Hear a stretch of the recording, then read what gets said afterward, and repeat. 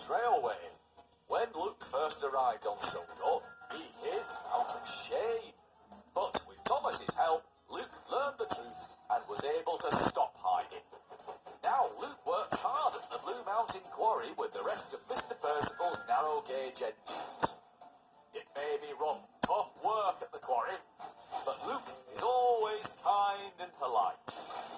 That's why he's a really useful engine. Wait a moment. Who's that coming down the line? It's Percy!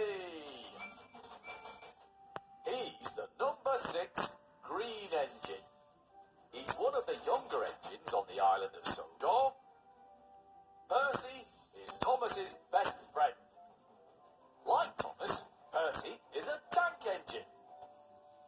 His favourite job is delivering the mail. Percy always wants to do his best and never gives up.